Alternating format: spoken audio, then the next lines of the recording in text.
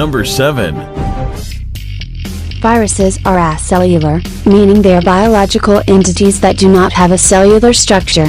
They therefore lack most of the components of cells, such as organelles, ribosomes, and the plasma membrane. Viruses are sometimes called virions.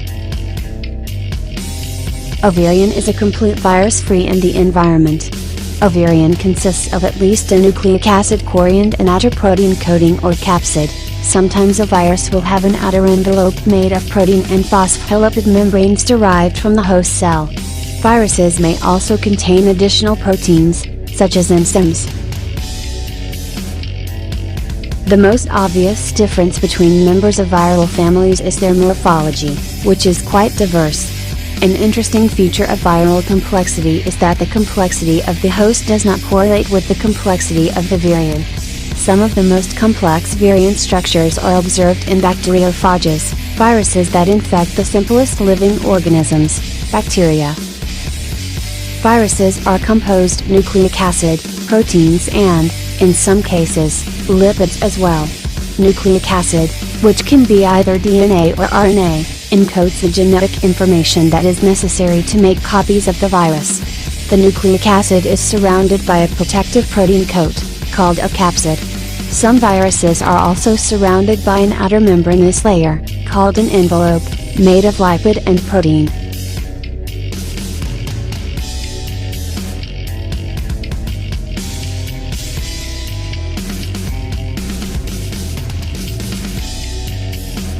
Number 6.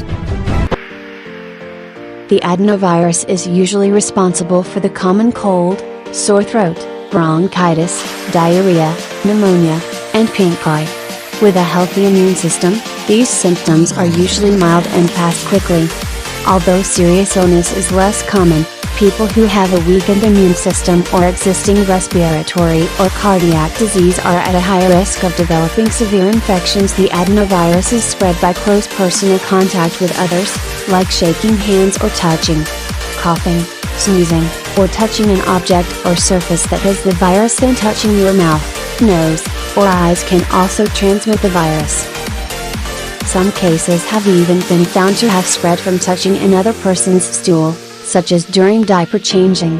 When the symptoms of the adenovirus are mild, many cases don't require diagnostic testing from urine, blood, or swabs. Health experts still advise people to wash hands with antimicrobial soap and water. Frequent hand washing is advised, especially for those working in child or healthcare settings. Experts also recommend to stay home when you're sick.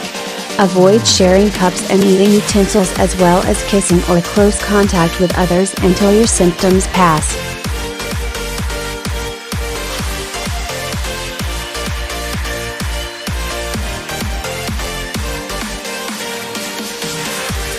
Retroviruses or viruses with RNA genetic material.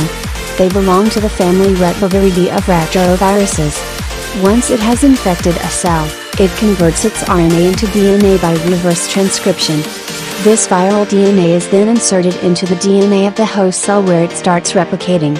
For human immunodeficiency virus, HIV, retroviruses use reverse transcriptase to transform their single-stranded RNA into double-stranded DNA. It is DNA that stores the genome of human cells and cells from other higher life forms. Once transformed from RNA to DNA, the viral DNA can be integrated into the genome of the infected cells. When the DNA versions of the retroviral genes have been incorporated into the genome, the cell then is tricked into copying those genes as part of its normal replication process. In other words, the cell does the work of the virus for it. Retroviruses are retro because they reverse the direction of the normal gene copying process. Usually, cells convert DNA into RNA so that it can be made into proteins. But with retroviruses, the process has to start by going backward. First, the viral RNA is transformed into DNA. Then the cell can copy the DNA. The cell can also transcribe the DNA back into RNA as the first step in making viral proteins.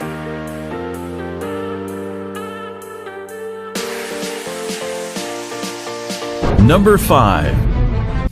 Viruses are tinier than bacteria. In fact, the largest virus is smaller than the smallest bacterium. All viruses have is a protein coat and a core of genetic material, either RNA or DNA. Unlike bacteria, viruses can't survive without a host. They can only reproduce by attaching themselves to cells. In most cases, they reprogram the cells to make new viruses until the cells burst and die. In other cases, they turn normal cells into malignant or cancerous cells. Also, unlike bacteria, most viruses do cause disease, and they're quite specific about the cells they attack. For example, certain viruses attack cells in the liver, respiratory system, or blood. In some cases, viruses target bacteria. Virus is an infectious agent of small size and simple composition that can multiply only in living cells of animals, plants, or bacteria. They range in size from about 20 to 400 nanometers in diameter. By contrast, the smallest bacteria are about 400 nanometers.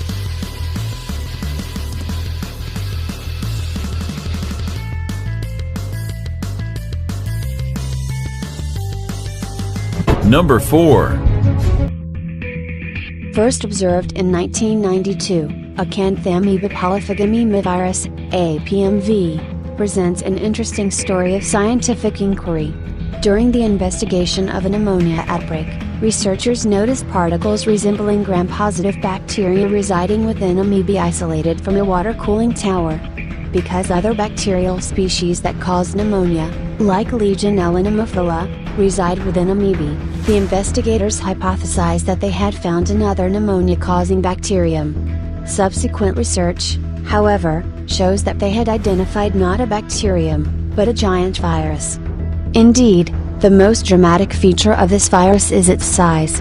Researchers, in fact, named it mimivirus, short for mimicking microbe, to reflect its large size and apparent gram-staining properties. The virus has a capsid diameter of 400 to 500 nanometers, nm, and a total particle diameter, including fibers extending out from the capsid, of approximately 750 nanometers. A second strain of APMV, currently referred to as mamavirus, may be even larger. These APMV strains dwarf all other known viruses and exceed the size of several well-characterized bacteria. Poliovirus particles, in comparison, have a diameter of only 30 nanometers, which is roughly 10,000 times smaller than a grain of salt. Even the relatively large, brick-shaped pox viruses, such as smallpox virus, usually measure about 200 nanometers wide and 300 nanometers long, not even half the size of mimivirus. At approximately 1.2 million base pairs, the linear, double-stranded DNA genome of mimivirus far exceeds the size of any other known virus and a number of bacteria. Again, as a point of comparison, poliovirus has a genome of only 7,500 nucleotides, and the smallpox virus genome is about 200,000 nucleotides long.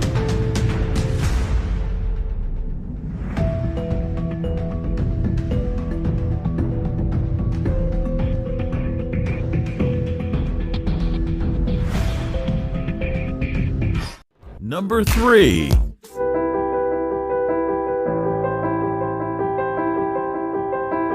Bacteriophage, also called phage or bacterial virus, any of a group of viruses that infect bacteria.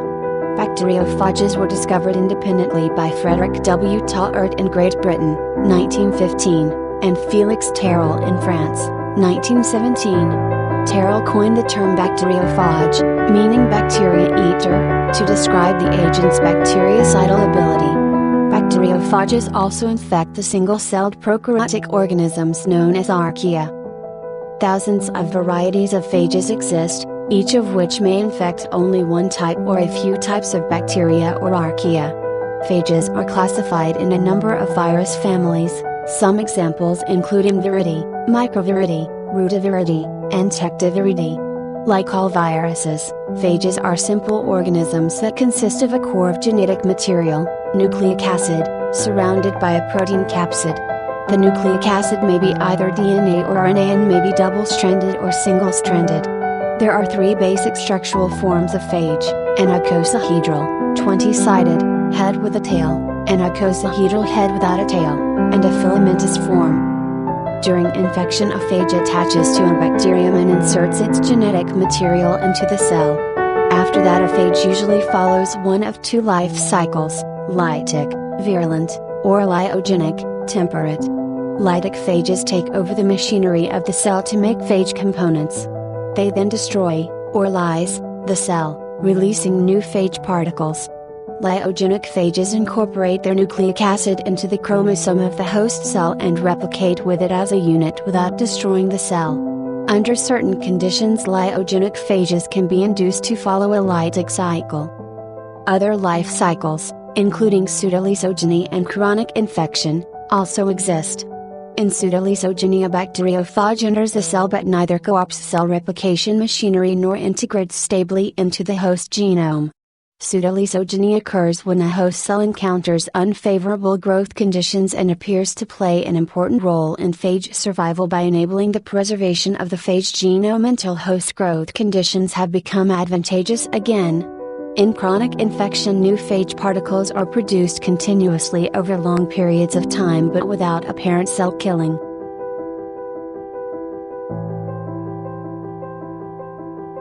Number 2.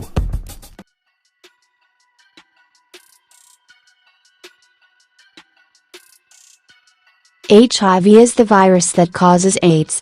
It damages your immune system, making it easier for you to get sick. HIV is spread during sex, but condoms can help protect you. HIV stands for Human Immunodeficiency Virus. It's a virus that breaks down certain cells in your immune system, your body's defense against diseases, that helps you stay healthy.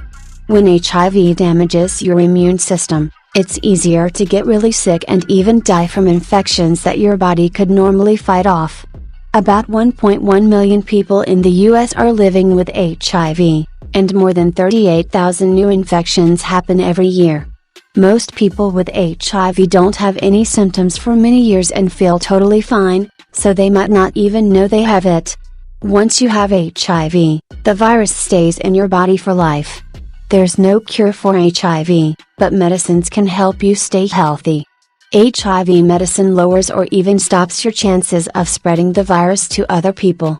Studies show that using HIV treatment as directed can lower the amount of HIV in your blood so much that it might not even show up on a test. When this happens, you can't transmit HIV through sex. Treatment is really important, that's why getting tested is so important. Without treatment, HIV can lead to AIDS.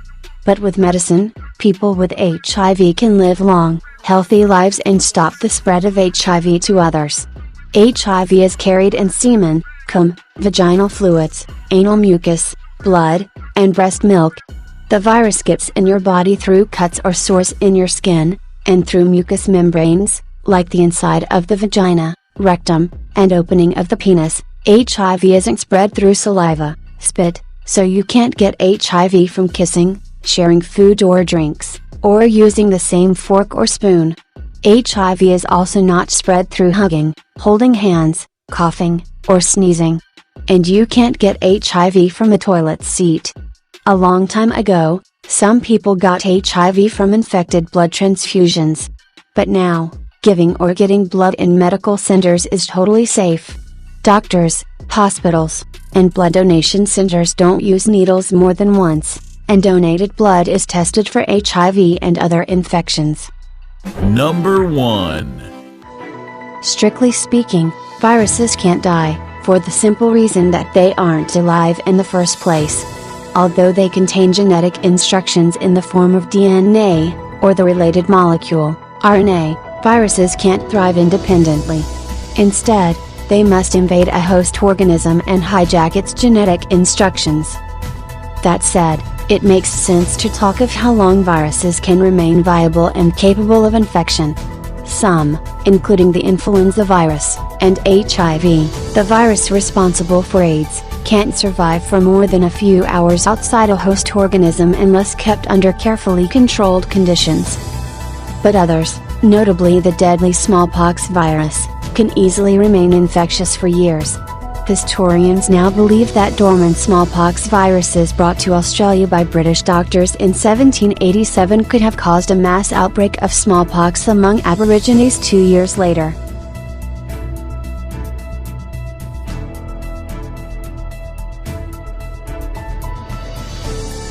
Yeah.